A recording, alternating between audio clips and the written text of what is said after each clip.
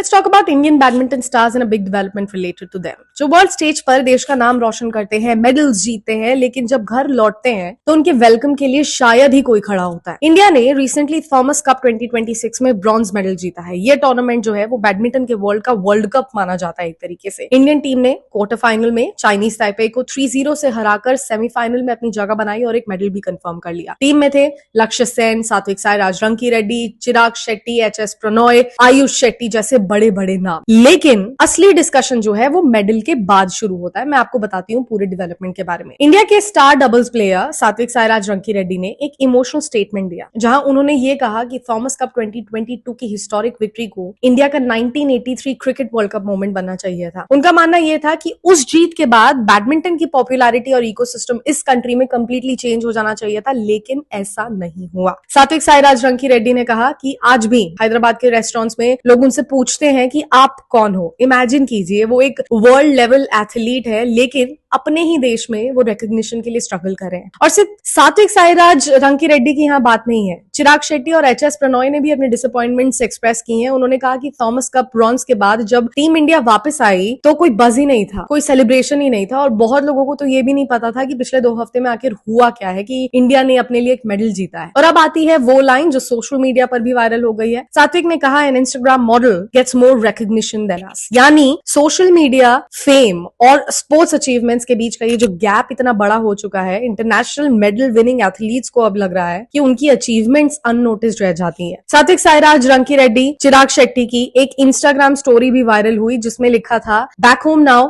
no one knows what happened over the past 2 weeks and it seems like no one really cares too। अब सवाल ये उठ रहा है, क्या इंडिया अब भी सिर्फ क्रिकेट सेंट्रिक स्पोर्टिंग नेशन रह गया है? क्योंकि बैडमिंटन में इंडिया का राइज बहुत बड़ा रहा है। 2022 में इंडिया ने पहली बार थॉमस कप गोल्ड जीता था। सात्विक और चिराग फॉर्मर वर्ल्ड नंबर 1 पैर रह चुके हैं। पीवी सिंधु, साइना नेहवाल, लक्ष्य सेन जैसे एथलीट्स ने भी ग्लोबल स्टेज पर मेडल्स जीते हैं इंडिया के लिए, लेकिन फिर भी नॉन क्रिकेट स्पोर्ट्स को वही स्पॉटलाइट नहीं मिलती जो उन्हें मिलनी चाहिए।